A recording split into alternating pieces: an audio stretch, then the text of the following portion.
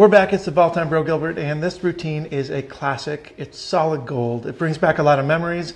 I was 16 when I first got this in the mail, and it came with a piece of rope and a big poster that you put out on your wall, and you could follow along all the steps of the routine. I recently saw somebody use this with a story in a Zoom show, and it was very visual and very cool. And I thought this is a perfect time to kind of bring this back into the spotlight. If you're new to magic and you don't know who Daryl is, please do yourself a favor, study everything he's put out. His card work, his rope work, his coin work, everything is top notch. He's a great performer. And this is a masterclass on rope magic, and it's something different, visual, effective, wonderful. This is Daryl's rope routine.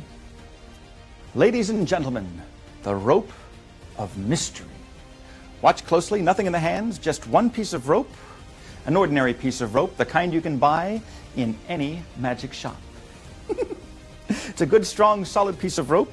Watch the ends very, very closely. All I do is pass one over the other. They're not really tied together in a knot. They're just sort of draped around each other like this. And if I blow on the ends, that makes them very soft. That makes them very, very easy to remove.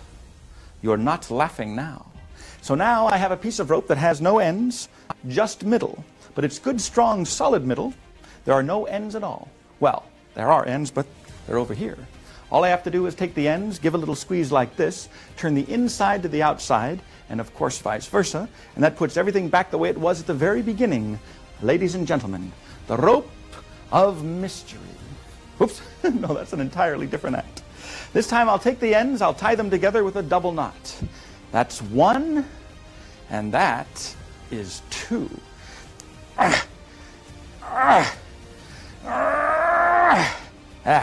A good strong double knot. Now if I cut the rope any place, of course I'd have two pieces, but I don't have any scissors. But that's all right.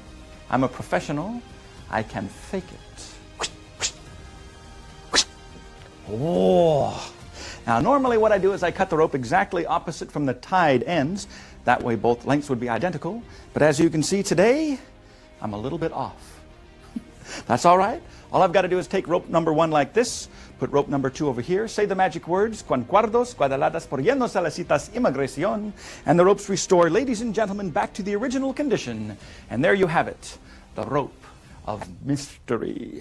Rope of mystery. Now here's a little something that you can all go home and try. Just get a piece of rope, fold it in half. If you do that, you'll find you've got the two ends together on one side, and opposite the ends will be the middle. But that's not the mystery.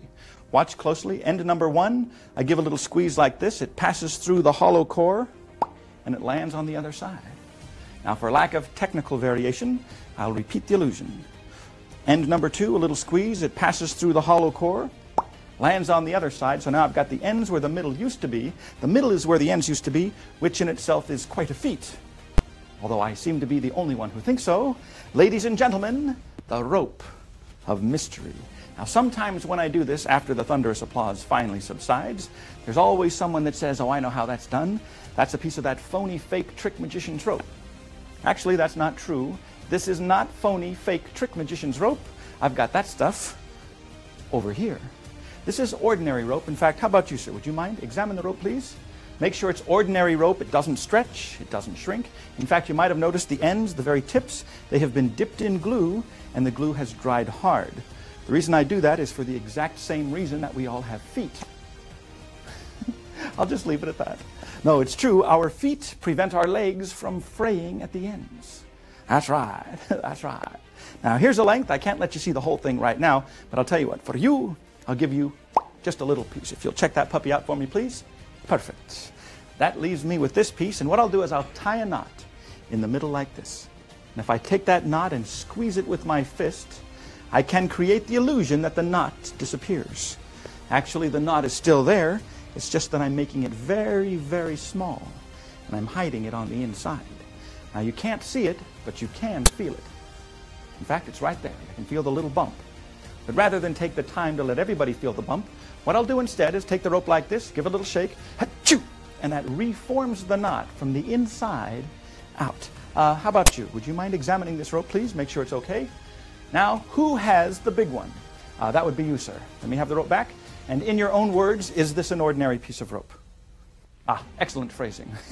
That's right, it's an ordinary piece of rope, and who's got the little piece? That would be you. Very good, thank you. Please notice, by the way, ladies and gentlemen, that these ropes are different lengths.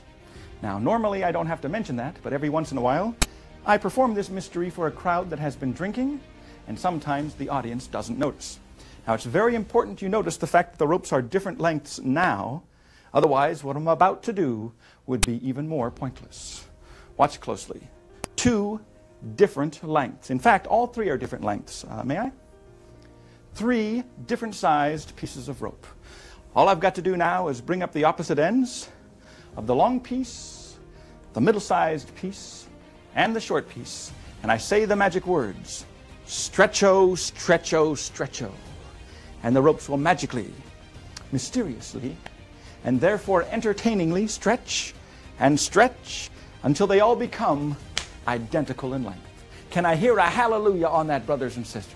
That's right, hallelujah. That's right, my friends, you've got to praise the chord. Some of these jokes I do just for myself.